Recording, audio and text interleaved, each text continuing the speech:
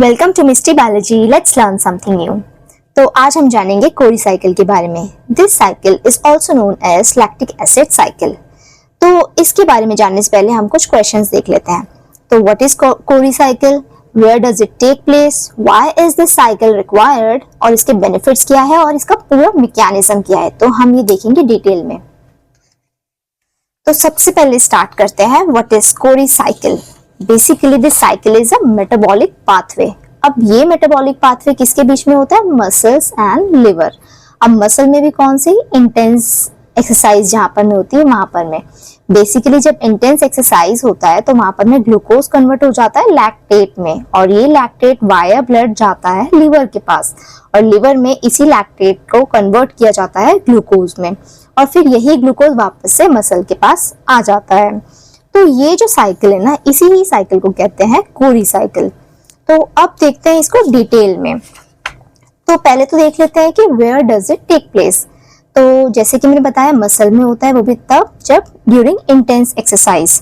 तो ये रहा मसल, और सेकंड है ब्लड में। ब्लड में भी कहाँ पर में, आरबीसीज में।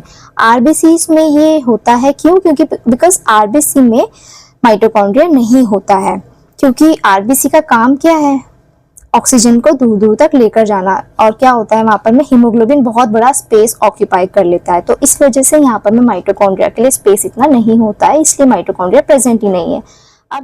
अब आरबीसी में क्या होता है कि यहाँ पर में ग्लूकोज जो है पायरुवेट में बन जाता है, बट पायरुवेट वहां से क्रेब्स साइकिल में भी नहीं जा पाता, और फिर वहां से आगे इलेक्ट्रॉन ट्रांसपोर्ट चेन भी नहीं हो पाता है। क्यों नहीं हो पाता है, क्योंकि इलेक्ट्रॉन ट्रांसपोर्ट चेन होने के लिए वहां पर में चाहिए माइटोकॉन्ड्रिया। अब यहाँ माइटोकॉन्ड्रिया तो है ही नहीं। अब जब माइटोकॉन्ड्रिया होगा ही नहीं तो ग्लाइकोलिसिस के बाद जो पायरुवेट बनेगा वो पायरुवेट कन्वर्ट हो जाएगा लैक्टेट में, और इस वजह से यहाँ पर में कोरी साइकिल होता है। अब देखते हैं कि why is this cycle required. अब देखते हैं इसकी इंपॉर्टेंस क्या है और ये क्यों रिक्वायर्ड है। To prevent lactic acid accumulation, क्योंकि मैं बार बार आपको बता रही हूँ कि लैक्टेट बन रहा है, तो ये लैक्टेट बनने के बाद एक्यूमुलेशन हो जाता है। अब लैक्टेट के एक्यूमुलेशन हो जाने के बाद एक टॉक्सिसिटी क्रिएट होती है, तो वो ना हो इस वजह से कोरी साइकिल आता है। एक तरह से ये कोरी साइकिल हमारे लिए हेल्पफुल है।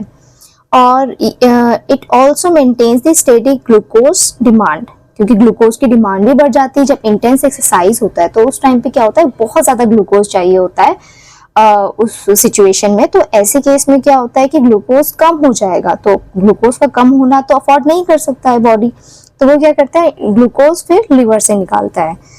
तो यहाँ पर भी कोरी साइकिल काम आता है।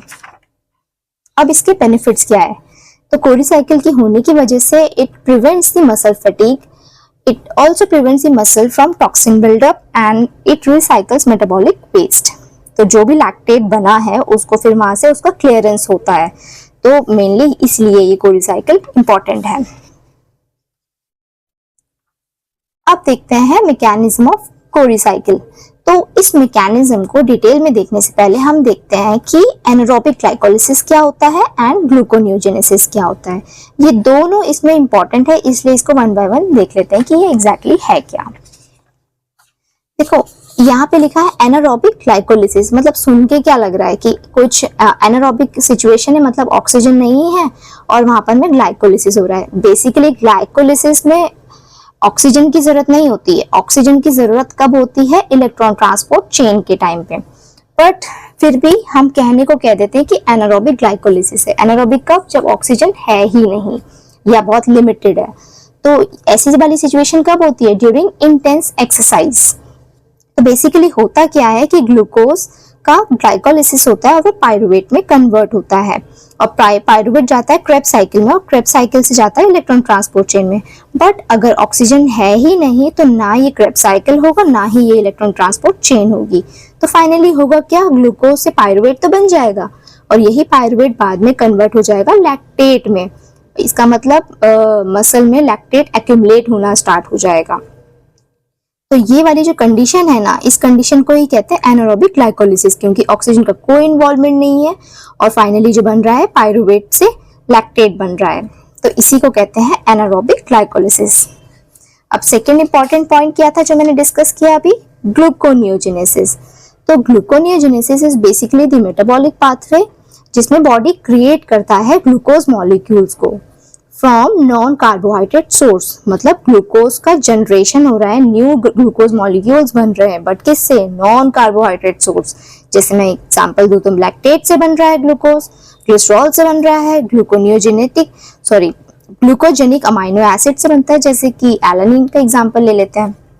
तो ये सब जो है ना ग्लूकोज को बना रहे हैं, यानी ग्लूकोज का जनरेशन कर रहे हैं, इसी को कहते हैं ग्लूकोनियोजेनेसिस। तो यहाँ पर में ग्लूकोज मॉलिक्यूल्स बन रहे हैं। तो अब देखते हैं दोनों पाथवे हमारे इस कोरी साइकिल में कैसे आते हैं। तो एग्जांपल के लिए ले लेते हैं मसल और यहाँ पर में लिवर। तो मसल में हो क्या रहा है? ग्लूकोज है, जब इंटेंस एक्सरसाइज होगा तो यही ग्लूकोज पायरुवेट में कन्वर्ट होगा और पायरुवेट से लैक्टेट बनेगा और 2 ATP रिलीज हो जाएगी। क्योंकि एक्सरसाइज बहुत ज्यादा हो जाती है तो ऑक्सीजन की कमी होने लगती है, तो ऐसे केस में वो इलेक्ट्रॉन ट्रांसपोर्ट चेन की तरफ नहीं स्विच करेगा, इनफैक्ट वो बनाएगा लैक्टेट और यही लैक्टेट ब्लड के थ्रू आ जाएगा लिवर के पास और लिवर में होगा ग्लूकोनियोजेनेसिस, क्योंकि यहाँ से क्या होगा कि लैक्टेट से कन्वर्ट हो जाएगा फिर पायरुवेट से बनेगा फिर ग्लूकोज। तो आप देख रहे हो लैक्टेट से ग्लूकोज बन रहा है, मतलब नॉन कार्बोहाइड्रेट सोर्स से कार्बोहाइड्रेट यानी कि ग्लूकोज बनाया जा रहा है, तो ग्लूकोनियोजेनेसिस बोलेंगे। और फाइनली यही ग्लूकोज फिर से मसल के पास आ जाएगा, तो अल्टीमेटली मसल को जो ग्लूकोज की कमी हो रही थी वो भी पूरी हो जाएगी और जो लैक्टेट बन रहा था उसका भी क्लियरेंस हो जाएगा। तो देख रहे हो यहाँ पर में 2 ATP रिलीज होता है ग्लाइकोलिसिस के टाइम पे और वही लिवर में 6 ATP चाहिए होता है, मतलब ग्लूकोनियोजेनेसिस ना एक ATP कंज्यूमिंग प्रोसेस है, बहुत ज्यादा ATP चाहिए। तो आप देखो नेट ATP कितना हुआ, 2 निकल गया, 6 लगे, तो net ATP is 4 ATP। That means 4 ATP आपको चाहिए एक ग्लूकोज से लैक्टेट का सफर ये पूरा करने में, एक साइकिल को कन्वर्ट पूरा होने में। तो बेसिकली यही है कोरी साइकिल।